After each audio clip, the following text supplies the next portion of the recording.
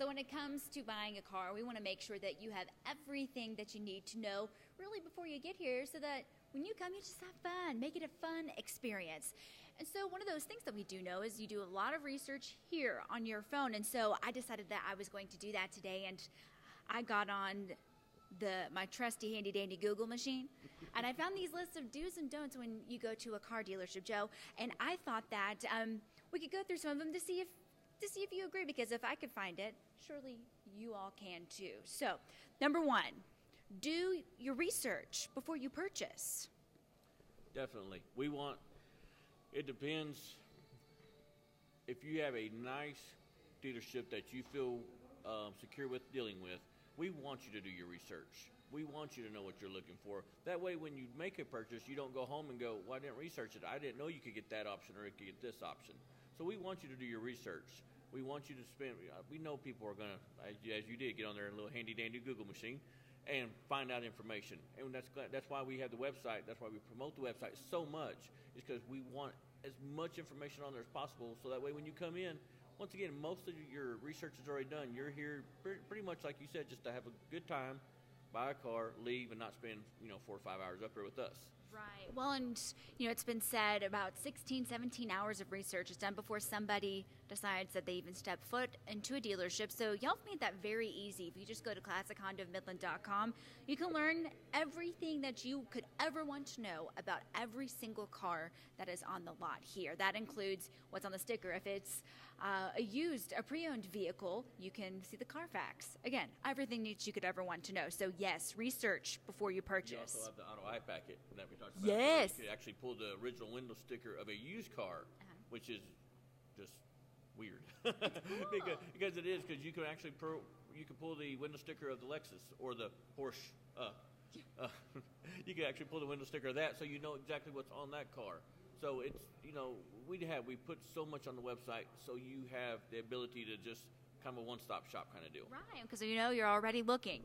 Okay, so number two, don't go to a dealership without already having a financing offer. I loved what you said before this. A lot of people will go to either their bank or their credit union and get pre-approved.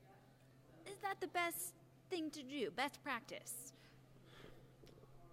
As a professional, as somebody who, because when somebody finds out you're in the car business, that's all you get to talk about, because everybody wants to have a friend in the car business.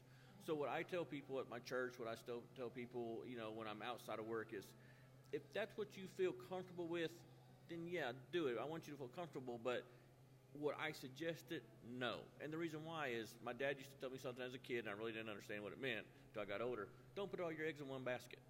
Meaning, don't have everything financed at one source, because what happens if something bad happens one day? We don't want it to happen, but unfortunately, especially us in West Texas, we know how the ups and downs are around here. Something might happen, so you don't want to have all your eggs in one basket.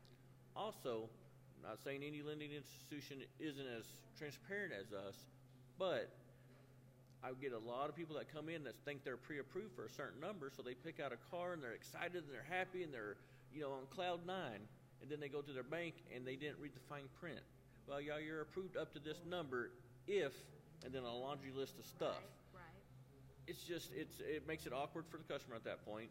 It makes it a little uncomfortable on us, because it's not us telling you no. It's your bank telling you no, and then the whole having fun at buying a car is kind of gone at that point. Yeah. So, as a best practice, if my opinion, and that's solely all this is my opinion, we do this every day. I have 22 years of doing this under my belt. Both of my other managers have over 20 years experience under their belt. We have a lot of experience in doing this. Let us help you with it. Right. We were dealing with a customer yesterday that was pre-approved at this bank. Sat in front of us. And the bank said, oh, yeah, you're pre-approved. They had their son here. The car's for the son. It was a great moment until the bank told them, well, yeah, but you have to put $4,000 down because you have to be at this number.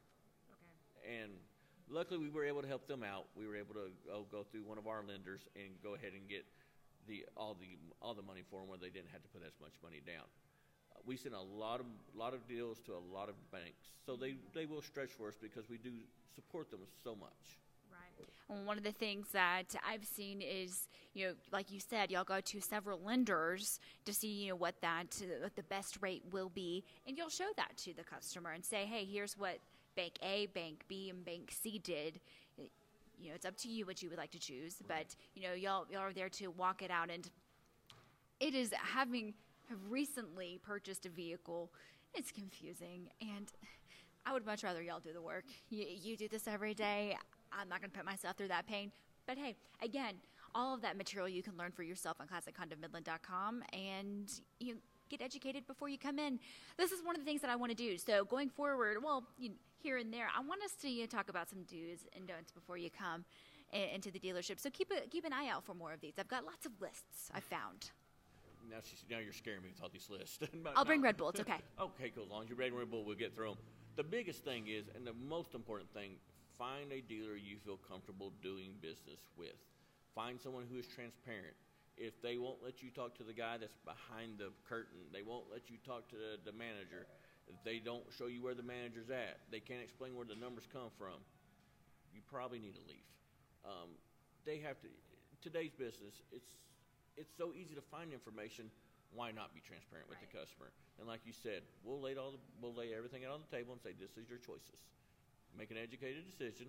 If you make a good decision and you decide to take a car, so be it. If you decide not to, we'll remain friends. You can still bring me a Red Bull. I'll be okay with it. Bottom line, we want you to leave here without, one, getting into the car you want, but also to leave not feeling just like, I think I got a good deal. Feeling kind of yucky about it. Yeah. That's not the end game here at Classic Honda. No. Joe, thanks.